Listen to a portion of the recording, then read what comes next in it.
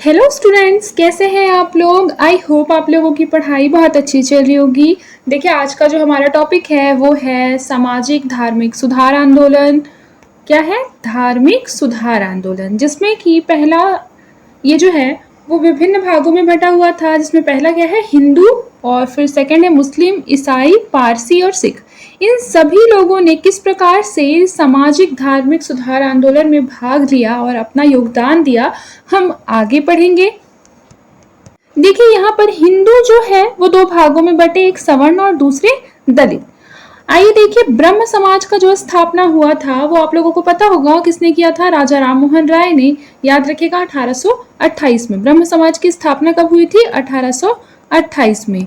फिर उसके बाद याद रखिए, जब ब्रह्म समाज का नेतृत्व उस टाइम पे राजा राममोहन राय कर रहे थे, परंतु उनकी मृत्यु हो जाती है 1833 में, और उसके पश्चात द्वारिकानाथ टैगोर जो होते हैं वो उसके नेतृत्वकर्ता बनते हैं। उसके पश्चात देवेंद्रनाथ टैगोर 1843 में बनते हैं। केशव चंद्र सेन जो है वो 1857 में बनते हैं। याद रखिएगा कि उस टाइम पे क्या होता है कि केशव चंद्र सेन के आने के पश्चात जो ब्रह्म समाज है, किसी कारणवश उसमें क्या होता है, वो दो भागों में बढ़ जाता है। जैसे आप लोग देखे होंगे कि मान लीजिए कि महायान हीनयान में जिस प्रकार से बढ़ गया था बौद्ध धर्म किसी कारण की वजह से, बिल्कुल यहाँ भी वैसा ही होता है। देखिए, आदि ब्रह्म समाज एक हो गया जो कि टैगोर का गुट था, और फिर दूसरा हो गया भारतीय ब्रह्म समाज जो कि केशव चंद्र सेन का गुट था। उसके पश्चात क्या कर लिया केशव चंद्र सेन ने, जो सेन समाज था उसने भारतीय ब्रह्म समाज को अपडेट करके बना लिया साधारण ब्रह्म समाज। कब? तो 1878 में। याद रखिएगा। अब देखिए 1878 में इस टाइम पे कौन कौन थे ये नेतृत्व करता, तो आनंद मोहन बोस और शिवनाथ शास्त्री। काफी छोटे छोटे वर्ड्स में लिखे हुए हैं, इसलिए मैं पढ़कर आप लोगों को बता दे रही हूँ। अब देखिए, फिर है ब्रह्म समाज के पश्चात आर्य समाज जो कि 1875 में बनाया गया था। याद रखिए कि दयानंद सरस्वती जो है वो इसके नेतृत्व करता है। 1875 में बम्बई में बेसिकली जो है वो आर्य समाज की स्थापना हुई थी। याद रखिएगा। और हेड ऑफिस कहाँ है इसका? बम्बई में। उसके बाद देखिए, जो 1883 से लेकर 84 के बीच में क्या होता है कि जो आर्य समाज है वह भी शाकाहारी और मांसाहारी के आधार पर दो गुटों में टूट जाता है। एक कहते हैं कॉलेज गुट और दूसरा हो जाता है गुरुकुल कांगड़ी। याद रखिएगा, कॉलेज गुट के अंतर्गत क्या आता है? डीएवी कॉलेज या डीएवी स्कूल जो है वो बेसिकली यही है। फिर उसके बाद देखिए इसमें क्या लिखा है, गुरुकुल कांगड़ी के जो नेतृत्व करता थे वो थे स्वामी श्रद्धानंद। याद रखिएगा। और कॉलेज गुट के तहत कौन थे? लाला लाजपत राय और लाला हंसराज प्लस लाला हरकिशन। याद रखिएगा इस चीज को, ठीक है। यहाँ 3 लोग हैं और यहाँ पर 1। आई होप कि ये सारा जो सिनॉप्सिस है ये चीज आपको लोगों को समझ में आ रहा होगा। अब देखिए क्या लिखा है, रामकृष्ण परमहंस। रामकृष्ण परमहंस जो है वो 1861 से लेकर 1870 तक कलकत्ता में थे। और याद रखिएगा, स्वामी विवेकानंद जो थे वो रामकृष्ण परमहंस के क्या थे? शिष्य थे। देखिए यहाँ पर लिखा है कि 1886 से 87 के बीच में बारानगर में, जो कि बेसिकली कहाँ है? कलकत्ता में है, वहां पर रामकृष्ण मठ की स्थापना की गई। फिर 1896 से 97 में बेलूर में रामकृष्ण मठ की स्थापना की गई। फिर उसके बाद देखिए, सुभाष चंद्र बोस ने क्या कहा था? स्वामी विवेकानंद को राष्ट्रीय आध्यात्मिक पिता कहा था। याद रखिएगा इस चीज को, मैंने यहाँ काफी शॉर्ट फॉर्म में लिखा है इसलिए मैंने लिख दिया है कि सुभाष सेड राष्ट्रीय आध्यात्मिक पिता टू स्वामी विवेकानंद। ये सिर्फ मैंने ऐसे याद करने के लिए छोटा सा लिख दिया था, ठीक है। तो ये चीज आप लोग तुरंत की तुरंत नोट कर लेंगे कि सुभाष चंद्र बोस ने क्या किया था? स्वामी विवेकानंद को राष्ट्रीय आध्यात्मिक पिता की संज्ञा दी थी। अब देखिए अगला क्या है, थियोसॉफिकल सोसाइटी इंपॉर्टेंट है। इसकी भी जो स्थापना है वो 1875 में हुई थी। याद रखिएगा, HP ब्लैडवेस्की और HS ओलकाट के द्वारा न्यूयॉर्क में बेसिकली क्या हुआ था, इसकी स्थापना हुई थी। और इंडिया में जो उसका हेडक्वार्टर था वो अड्यार मद्रास में था। भारत में अगर बोला जाए थियोसॉफिकल सोसाइटी की स्थापना किसने की थी, तो याद होना चाहिए आप लोगों को एनी बेसेंट, और याद होगा भी। फिर देखिए दलित आंदोलन जो कि 1848 से 49 के मध्य हुआ था। याद रखिए, दादोबा पांडुरंग तारखेड़कर के द्वारा परमहंस मंडली बनाई जाती है। ज्योतिबा फूले ने क्या किया था? उस टाइम पे बालिका विद्यालय बनाया था। जिसमें कौन कौन थे अन्य लोग? उस्मान शेख, फातिमा शेख और सावित्री बाई फूले। उसके पश्चात देखिए 1873 में क्या होता है? सत्य शोधक समाज की स्थापना होती है। किसके द्वारा? ज्योतिबा फूले के द्वारा। उसके पश्चात 1886 से 88 के बीच गोपाल बाबा वलंगकर का टाइम आता है। आइए देखिए 1888 में नारायण गुरु, याद रखिएगा, श्री नारायण धर्म का पालन योगम। आप लोगों ने नारायण गुरु के बारे में सुना भी होगा। फिर देखिए 1904 से लेकर 6 के बीच में विठल राव शिंदे के द्वारा डिप्रेस्ड क्लास मिशन सोसाइटी की स्थापना की जाती है। कई बार ये क्वेश्चन पीएससी वगैरह में पूछा भी गया है कि डिप्रेस्ड क्लास मिशन सोसाइटी की जो स्थापना है वो किसने की थी? तो याद रखिएगा विठल राव शिंदे ने की थी। बेसिकली क्या है? ये एक दलित वर्ग संघ है। अब देखिए वर्ष 1912 की बात हो जाती है कि उस टाइम पे क्या हुआ कि बहुजन समाज सामने आता है। और उस टाइम पे कौन इसके नेतृत्व करता रहते हैं? मुकुंद राव पाटिल और शंकर राव जाधव। आई होप कि ये सारी जो चीज़ें मैंने आप लोगों को पढ़ाई है ये बहुत इंपॉर्टेंट है प्री के लिए और आप लोगों को समझ भी आई होगी। आगे देखिए मुस्लिम सुधार आंदोलन, तो ये 2 कारणों से हुई, एक धार्मिक प्रेरणा के पश्चात हुई और दूसरा पाश्चात्य प्रेरणा के पश्चात। याद रखिएगा कि वर्ष 1762 में वली उल्लाही के द्वारा क्या हुआ था? शाह वली उल्लाह देहलवी, उसके बाद है सुधारवादी आंदोलन होने लगा था। याद रखिए ये आंदोलन है, ठीक है। 1762 में क्या होता है? वली उल्लाही आंदोलन, और उस टाइम पे नेतृत्वकर्ता कौन रहते हैं? शाह वली उल्लाह देहलवी। ये एक सुधारवादी आंदोलन था और बेसिकली कह सकते हैं कि वहाबी आंदोलन था। फिर उसके बाद देखिए सर सैयद अहमद, तो सर सैयद अहमद जो कि रायबरेली से थे, याद रखिएगा कि बालाकोट की लड़ाई में ही सर सैयद अहमद की डेथ हो गई थी। उसके पश्चात है वर्ष 1886 में एक सुधारवादी आंदोलन हुआ जिसे कि हम क्या कहते हैं? देवबंद आंदोलन कहते हैं। देवबंद आंदोलन जो है बेसिकली उसके नेतृत्वकर्ता 2 लोग थे, मोहम्मद कासिम ननौतवी और रशीद अहमद गंगोली। देखिए अब आगे हम लोगों को देखना है कि पाश्चात्य प्रेरणा के द्वारा ही क्या हुआ था? एक मुस्लिम अलीगढ़ यूनिवर्सिटी जो है वो खोला गया था, याद रखिएगा, और इसके जो नेतृत्वकर्ता कौन थे? सर सैयद अहमद। अब देखिए आगे पढ़ लेते हैं, वही सारी चीजें लिखी होंगी। लिखा है भारत में चले सामाजिक धार्मिक सुधार आंदोलन पाश्चात्य मूल्यों की प्रेरणा बताए जाते हैं। कुछ विद्वानों ने इन्हें क्या कहा है? यूरोपियन पुनर्जागरण की नकल माना है। क्योंकि देखिए आप लोग भी जानते होंगे कि यूरोप में भी एक टाइम पे क्या आया था? पुनर्जागरण आया था, जिसके पश्चात क्या था कि जितने भी भेदभाव होते थे या फिर सांस्कृतिक बहिष्कार होता था जाति पाति और ये सारी चीज़ों को लेकर, तो उन सब के खिलाफ इसमें विरोध प्रदर्शन हुआ था। तो इसीलिए इसको यूरोपियन पुनर्जागरण की नकल माना जाता है। फिर देखिए लिखा है कि उनके अनुसार पाश्चात्य यूरोपीय मूल्य जैसे मानवतावाद, स्वतंत्रता, समानता, बंधुता, राष्ट्रवाद, कानून का शासन, कानून के समक्ष समानता इत्यादि जैसे सिद्धांत जो है वो सुधार आंदोलन ने यूरोप से ही ग्रहण किए थे। और ये चीज उस टाइम पे क्या आ गया था? भारत में भी आ गया था। आपने ज्योतिबा फूले वाला एग्जाम्पल देखा है। इसीलिए ऐसा इतिहासकार मानते हैं कि यूरोपियन बेसिकली किसका है? यूरोपियन पुनर्जागरण की नकल है। आगे देखिए लिखा है इन विद्वानों के अनुसार ऐसा भी नहीं था कि भारतीय समाज बुराइयों से रहित था। यानी ऐसा नहीं है कि उस टाइम पे भारत में बुराई नहीं थी। बुराइयों से रहित कोई समाज एग्जिस्ट ही नहीं करता है। कह सकते हैं कि बुराइयों से रहित कोई भी चीज इस दुनिया में एग्जिस्ट नहीं करता है, क्योंकि ये दुनिया जो है वो अच्छाइयों और बुराइयों दोनों से मिलकर बनती है, ठीक है। और हर जगह जो इसका रेशियो होता है वो क्या हो जाता है? अलग अलग हो जाता है। आगे देखिए तात्कालिक संघर्ष में सामाजिक धार्मिक क्षेत्र में निम्न प्रकार की बुराइयों को परिलक्षित किया जा सकता है, जैसे कि शिशु हत्या, ठीक है। शिशु हत्या हो गया, बाल विवाह, बहुविवाह, विधवा विवाह की समस्या भी उस टाइम पे बहुत ज्यादा हो गई थी। सती प्रथा जो कि एक बहुत ही बोल सकते हैं कि एक बहुत ही अत्याचार करने वाला एक प्रथा था, ठीक है। फिर उसके बाद देखिए स्त्री शिक्षा इत्यादि जो थे उस टाइम पे क्या थे? समाज में दिखाई देने वाले बुराइयों में गिने जाते थे। अब देखिए लिखा है कुल मिलाकर सामाजिक जीवन में प्रमुखता से ऐसे लक्षणों को परिलक्षित किया जा सकता है जिन्होंने नारीत्व की अवधारणा को अवरुद्ध कर दिया था।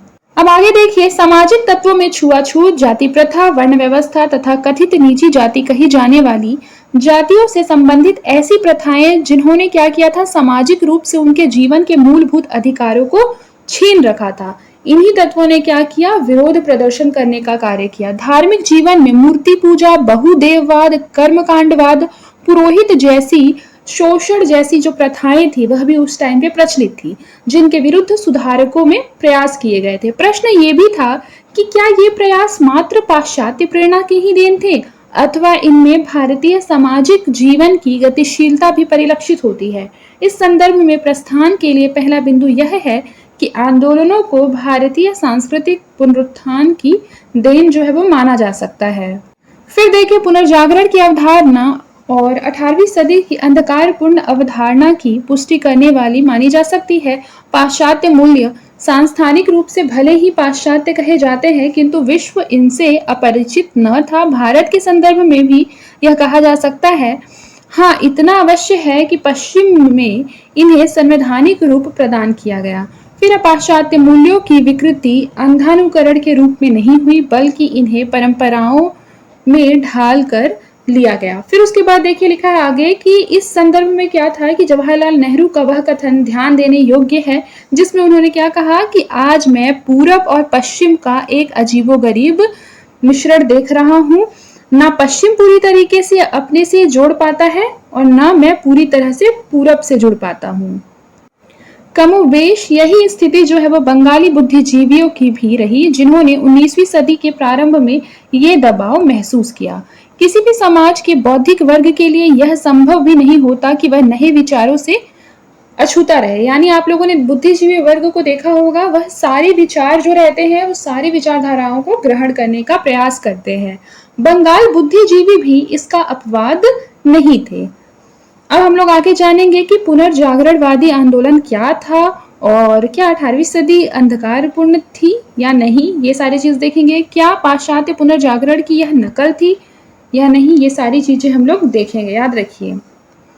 अब देखिए यहाँ पर ब्रह्म समाज जो कि काफी इंपॉर्टेंट है, इससे प्रीलिम्स में और मेंस में दोनों में बहुत से क्वेश्चन आते हैं। ब्रह्म समाज याद रखिएगा, इसके जो स्थापक थे वो थे राजा राममोहन राय। इसके प्रवर्तक कौन थे, राजा राममोहन राय मूर्ति पूजा, बहुदेववाद, पुरोहित शोषण जैसे परंपराओं के विरोधी थे। याद रखिएगा उन्होंने 1803 से 4 के मध्य में तुहफात उल मुआहिदीन नाम का एक बुक लिखा था, याद रखिएगा, जो कि बेसिकली किस पर रिलेटेड था, एकेश्वरवाद पर रिलेटेड था। आप लोग जानते होंगे कि एकेश्वरवाद क्या होता है। एकेश्वरवाद जो होता है बेसिकली क्या होता है, नाम से स्पष्ट है कि एक ईश्वर की आराधना करना, एक ईश्वर को इष्ट देव के रूप में मान्यता प्रदान करना, जो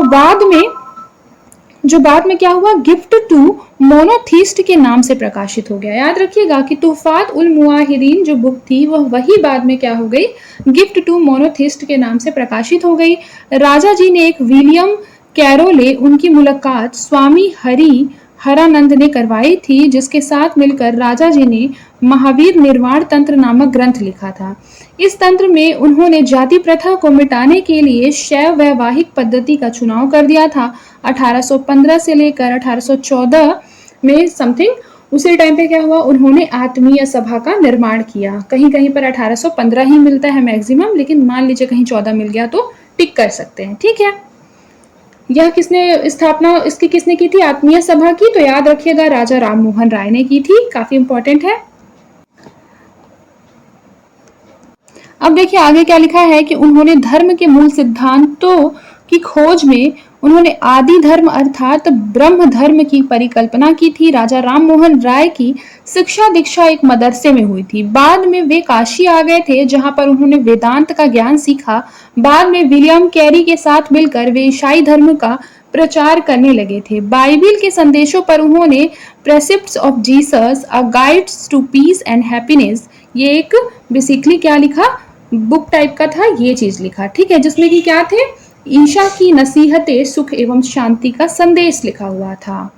अब आगे देखिए 1821 के बाद से उन्होंने सती प्रथा के विरोध में अपना आंदोलन चलाया और 1822 में एक पत्रिका संवाद कौमुदी, ये कौमुदी है, ठीक है, यहाँ ये कौमुदी होगा, संवाद कौमुदी जिसे कह सकते हैं प्रज्ञा का चांद, एक निकाला, ठीक है, एक पत्रिका था वह निकाला जिसका नाम क्या था, संवाद कौमुदी। इसके विरोध में राधाकांत देव ने समाचार चंद्रिका नामक पत्रिका का प्रकाशन कर दिया। राधाकांत देव का संबंध धर्म सभा नामक संगठन से था और राजा जी यानी कि राजा राम मोहन राय ने मीरात उल अखबार नाम की एक पत्रिका निकाली। 1828 में उन्होंने ब्रह्म समाज की स्थापना की। देखिए, जो राजा राम मोहन राय थे, एक चीज याद रखिएगा, संवाद कौमुदी उनकी पत्रिका थी और सेकंड में कौन सी पत्रिका थी उनकी? मीरात उल अखबार। ये दो किसकी पत्रिका थी? राजा राम मोहन राय की। और राधा कामदेव की पत्रिका का नाम था चंद्रिका। याद रखिएगा कि राजा राम मोहन राय के कहने पर ही 1829 में विलियम बेंटिक ने कानून बनाकर सती प्रथा को प्रतिबंधित कर दिया था। किसके कहने पर? राजा राम मोहन राय के द्वारा कहने पर। आगे देखिए, लिखा है कि राजा राम मोहन राय ने भारतीयों के अधिकारों के पक्ष में इंग्लैंड में प्रवर समिति के सामने प्रत्यावेदन भी दिया था। बाद में यह प्रीवी काउंसिल के समक्ष भी उठाया गया। ये जो मुद्दा था वह सम्राट की परिषद, जिसका नाम था प्रीवी काउंसिल, उसके समक्ष भी उठाया गया था। वे भारतीयों को पश्चिमी ज्ञान विज्ञान की शिक्षा देना चाहते थे और इसके लिए अंग्रेजी को क्या बनाना चाहते थे? मीडियम बनाना चाहते थे। वे स्थायी बंदोबस्त के भी पक्षधर थे। उनका कहना था कि किसी भी धर्म के ग्रंथ पढ़ने से जाति भ्रष्ट नहीं होती। मैंने बहुत बार बाइबिल और कुरान पढ़ा है, न मैं ईसाई बना और न ही मैं मुसलमान बना। बहुत से ईसाई गीता पढ़ते हैं, वे हिंदू नहीं हुए। राजा जी संपत्ति में महिलाओं के अधिकारों के समर्थक थे। वे बाल विवाह के विरोधी थे। आई होप कि आप लोगों को समझ में आया होगा। अब देखिए, लिखा है राजा के उपरांत यानी राजा राममोहन राय के उपरांत द्वारिकानाथ जो टैगोर थे वो इसके नेतृत्वकर्ता बने थे। उनके पश्चात देवेंद्र नाथ ब्रह्म समाज के मुखिया बने। देवेंद्र नाथ ने एक पुस्तक ब्रह्मो धर्म की रचना की। याद रखिएगा, ब्रह्मो धर्म जो है वो देवेंद्र नाथ टैगोर की पुस्तक है। 1857 में क्या होता है कि सेन यानी केशव चंद्र सेन देशव्यापी भ्रमण, किंतु 1865 में अलगाव देवेंद्र नाथ टैगोर ने आदि ब्रह्म समाज और केशव चंद्र सेन ने भारतीय ब्रह्म समाज गठित कर लिया। यहाँ शॉर्टकट में लिखा है, लेकिन मैं उसको आपको पढ़ के बता देती हूँ। 1872 में क्या होता है कि सेन के द्वारा नेटिव मैरिज एक्ट यानी ब्रह्म मैरिज एक्ट पारित करवाया गया था। इसमें लड़कियों के लिए 14 और लड़कों के लिए 18 वर्ष की न्यूनतम सीमा विवाह के लिए क्या कर दी गई थी? निर्धारित कर दी गई थी। सेन के रूढ़िवादी विचारों के विरोध के कारण 1873 में आनंद मोहन बोस, शिवनाथ शास्त्री ने मिलकर साधारण ब्रह्म समाज का गठन किया था। सेन ने रामकृष्ण परमहंस से मिलकर 1881 में नवविधान नामक एक संगठन बनाया था। 1884 में सेन की मृत्यु हो गई थी। आई होप कि आप लोगों को उतना समझ में आया होगा। अब हम लोग पढ़ेंगे आर्य समाज। तो जिस समय ब्रह्म समाज के लोग पाश्चात्य शिक्षा के ओर लोगों को आकर्षित कर रहे थे, उस टाइम पे स्वामी दयानंद सरस्वती ने हिंदू धर्म के सिद्धांतों को समझाने के लिए वेद सार का सहारा लिया और उनका कहना था कि वेदों में कही गई बातों को अपनी बुद्धि के आधार पर परखें, तत्पश्चात उनको अपनाएं। आर्य समाज के प्रमुख नियम इस प्रकार से थे। पहला नियम था कि सब सत्य, विद्या और पदार्थ जो विद्या से जाने जाते हैं, उन सब का आदि मूल क्या है? परमेश्वर ही है। फिर है ईश्वर सच्चिदानंद स्वरूप, निराकार, सर्वशक्तिमान, दयालु, अजर अमर, पवित्र और सृष्टिकर्ता है। उसी की उपासना करने योग्य है। उसके पश्चात है वेद समस्त विद्याओं की पुस्तक है। वेद का पढ़ना, पढ़ाना, सुनना, सुनाना समस्त आर्यों का पवित्र कर्तव्य है। उसके पश्चात देखिए अज्ञानता का नाश, ज्ञान में वृद्धि करनी चाहिए। सत्य को ग्रहण करने और असत्य को छोड़ने के लिए हमेशा तैयार रहना चाहिए। प्रत्येक मनुष्य को समस्त मानव जाति की उन्नति के लिए तैयार रहना चाहिए। अब आगे देखिए, लिखा है एक प्रश्न है, स्वामी दयानंद का दर्शन अतिवाद एवं सामाजिक आमूल परिवर्तनवाद दोनों तत्वों का प्रतिनिधित्व करता है, प्रमाणित कीजिए। तो देखिए यहाँ लिखा है कि स्वामी जी ने हिंदू धर्म के अंतर्गत आ गई कुरीतियों को अवैदिक माना। यानी कि जो स्वामी दयानंद थे वे ऐसा मानते थे कि हिंदू धर्म के अंतर्गत जितनी भी कुरीतियां या पाखंड जो उत्पन्न हो गया है वैसा तो वैदिक या शास्त्रों में कहाँ ही नहीं गया है। वो सारी चीजें क्या है? अवैदिक है। उनके अनुसार फलित ज्योतिब यानी जादू टोना, जन्मपत्री, श्राद्ध प्रथा, भूत प्रेत, देवी जागरण, मूर्ति पूजा, तीर्थ यात्रा, ये सब क्या है? मन गणंत है। याद रखिएगा, वेद विरुद्ध है, मतलब कि ऐसा जो है वो वेदों में नहीं कहा गया है। उनके अनुसार ईश्वर का सर्वोत्तम रूप ओम है। अनंत गुणों का स्वामी होने के कारण उसके अलग अलग नाम है। इन नामों की उपासना ठीक नहीं है, इसलिए उन्होंने मूर्ति पूजा का विरोध किया है। इन्होंने कर्म कांडों से मुक्ति का भी आह्वान किया है। पुराणों को वे ब्राह्मणों के द्वारा गढ़ा गया कहते हैं। देखिए आगे वे कहते हैं कि जिसने हिंदू धर्म को नष्ट किया, उन्होंने महिलाओं और शूद्रों को वेद पढ़ने का अधिकार दिया, उनके अधिकारों का समर्थन किया। फिर है विधवा विवाह का समर्थन, बाल विवाह का विरोध किया, उन्होंने जातिगत असमानता का विरोध किया, कर्म के आधार पर वर्ण व्यवस्था जैसी अवधारणाओं को स्वीकार किया। देखिए लिखा है 1875 में बंबई में आर्य समाज का मुख्यालय बनाया गया। उन्होंने हिंदू धर्म के अलावा दुनिया को बाकी धर्मों को जो है मतलब दुनिया के जितने भी धर्म है बाकी को क्या माना, पाखंड माना। लिखा है कि समस्त विश्व का आर्यीकरण, कृष्णंतो विश्वमार्यन का आदर्श अपनाया। इसी उद्देश्य से शुद्धि आंदोलन इसमें प्रारंभ किया गया। याद रखिएगा ये क्वेश्चन पूछा भी जाता है कि शुद्धि आंदोलन का जो संबंध है वह किससे है, तो याद रखिएगा किससे है बताइए, आर्य समाज से। फिर उसके बाद देखिए इसमें इस्लाम और ईसाई धर्म अपना चुके लोगों को पुनः हिंदू धर्म में लाना था और अपने विचारों के प्रचार प्रसार के लिए सत्यार्थ प्रकाश, वेद भाषा तथा वेद भाव भूमिका नामक ग्रंथ इन्होंने लिखा था। फिर लिखा है कि 1883 में उनकी मृत्यु के बाद पंजाब में पंडित लेखराम लाला मुंशी राम के कारण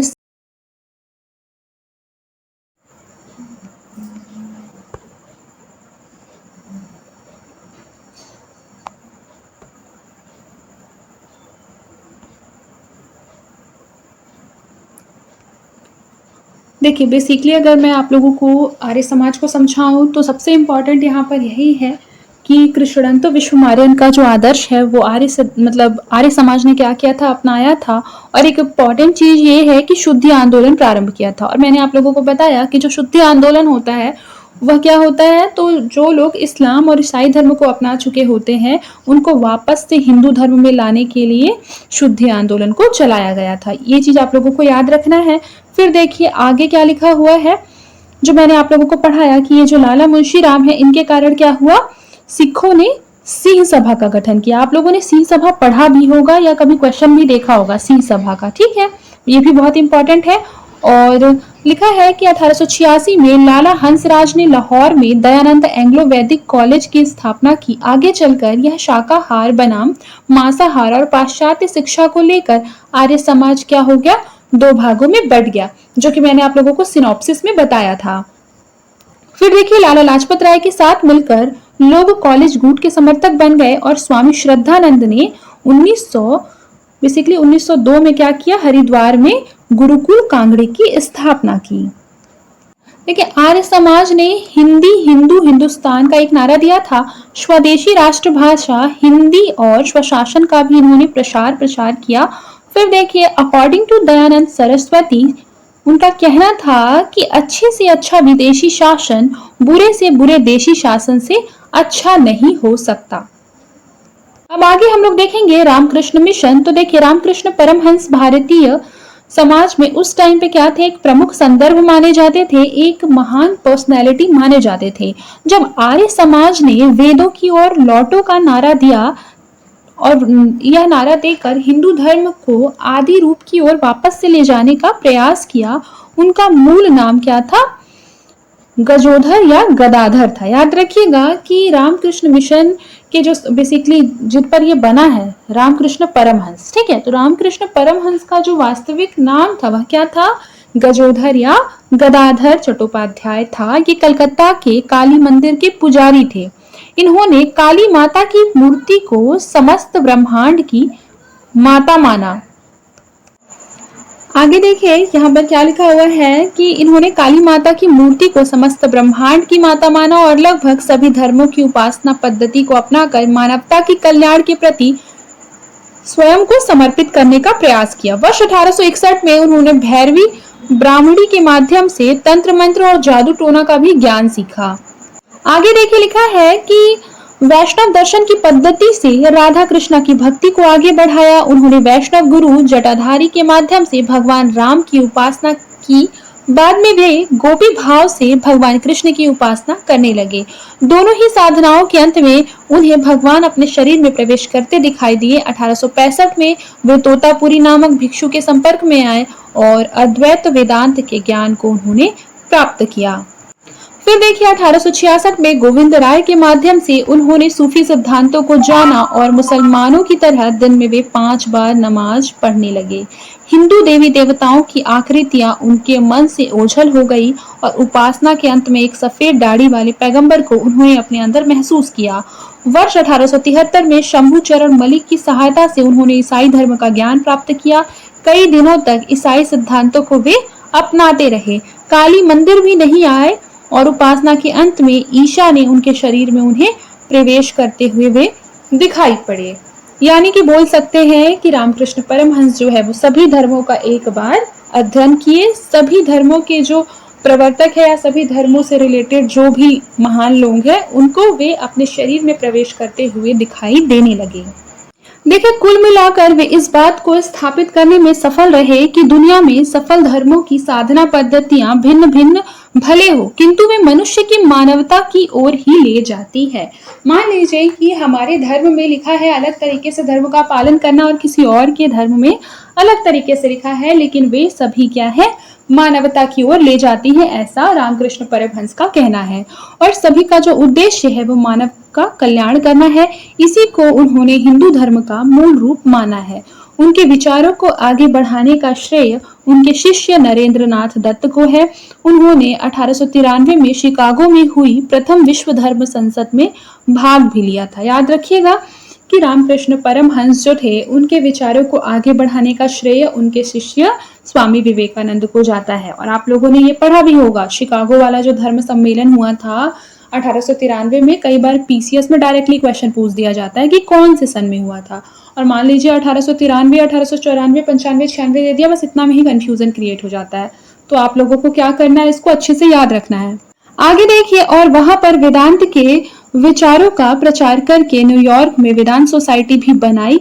1899 में वे पेरिस गए और वहां congress of the history of religions में भाग लिया। पहले 1886-87 बारह नगर में, बाद में 1896-97 में बेलूर में इन्होंने रामकृष्ण मठ की स्थापना की। याद रखिएगा, स्वामी जी के विचारों के आधार पर उनका मूल्यांकन किया जा सकता है। देखिए पहले लिखा है, मेरे भाइयों ये मत भूलो कि जिस व्यक्ति को तुम छूना भी पसंद नहीं करते हो वो तुम्हारी तरह बना एक हाड़ मांस का पुतला है, ऐसा स्वामी विवेकानंद कहते हैं। उसके बाद देखिए, हम मानवता को वहां ले जाना चाहते हैं जहां ना वेद है, ना बाइबिल है, ना कुरान, किंतु ये काम तीनों के समन्वय से हो सकता है। फिर देखिए लिखा है, मैं ऐसे ईश्वर को नहीं मानता जो मुझे इस जीवन में रोटी का एक टुकड़ा ना दे सके किंतु परलोक जाने पर स्वर्ग की गारंटी दे। फिर देखिए, मैं ऐसे ईश्वर को भी नहीं मानता जो किसी भूखे को रोटी ना दे सके, किसी विधवा के आंसू को ना पोंछ सके।